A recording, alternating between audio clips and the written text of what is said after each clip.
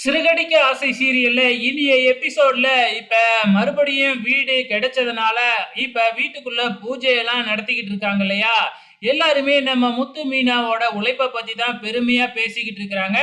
இப்ப பூஜையில மாலை போட்டுக்கிட்டு உட்காரணும். அதுக்கு அண்ணாமலையும், விஜயாவையும் ஐயரு கூப்பிடுறாப்ல. ஆனா அண்ணாமலை இருந்துகிட்டு இந்த வீடு மறுபடியும் எங்களுக்கு கிடைக்கிறதுக்கு காரணமே இவங்க 2 பேர் தான். அதனால இவங்க தான் இந்த பூஜையில மாலையும் கழுத்துமா உட்காரணும் அப்படின்னு சொல்லிட்டு நம்ம முத்து மீனாவையும் மாலை போட்டு உட்கார வச்சு பூஜை நடத்த வைக்கிறாங்க. அதுக்கப்புறம் அண்ணாமலை விஜயா காலில் விழுந்து ஆசீர்வாதம்லாம் வாங்குறாங்க. இதெல்லாம் பார்த்துக்கிட்டு மனோஜ் வந்து பாத்தீங்கன்னா கடுப்புலயே இருக்கிறாப்புல. பூஜை முடிஞ்சதுக்கு அப்புறம் விஜயா போய் மனோஜ் கிட்ட கேட்டா, எல்லாருமே ஜோடி ஜோடியா இருக்கிறாங்க. ஆனா நான் மட்டும் ஜோடி இல்லாம இருக்கேன் அப்படின்னு ஆரம்பிக்கிறாப்புல. அப்படியே ரோகிணி விஷயத்துக்கு வராப்புல நம்ம மனோஜ். நீங்க ரோகிணி அன்னைக்கு பேசுனது ரொம்ப தப்புமா. அதனால ரோகிணி கிட்ட நீங்க மன்னிப்பு கேளுங்க அப்படின்னு சொல்றாப்புல. இத கேட்ட உடனே விஜயாவுக்கு கோபம் வருது. ஓ, நான் ரோகிணி கிட்ட மன்னிப்பு கேட்கணுமா? சரி, ரோகிணிக்கு போன் போட்டு கொடு அப்படின்னு விஜயாவுக்கு போன் போட சொல்றாங்க. அதே மாதிரி நம்ம மனோஜும் ரோகிணிக்கு போன் போட்டு இந்த மாதிரி எங்க அம்மா உங்ககிட்ட பேசணுமா, மன்னிப்பு கேட்க போறாங்க அப்படின்னு ஆசை ஆசையா கொடுத்தா, ஆரம்பத்துல வந்து விஜயா ரோகிணி கிட்ட நல்ல விதமா தான் பேசுறாங்க.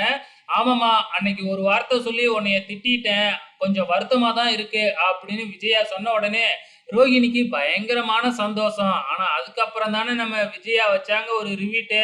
உன்னைய ஒரு வார்த்தையில திட்டிருக்க கூடாதுடி அப்படின்னு சொல்லிட்டு இன்னும் விதவிதமா திட்டணும் அப்படின்னு சொல்லி வாய்க்கு வந்தபடியெல்லாம் ரோகிணியை கழுவி கழுவி ஊத்துறாங்க நம்ம விஜயா. நம்ம மனோஜே அரண்டு போயிட்டாப்ல.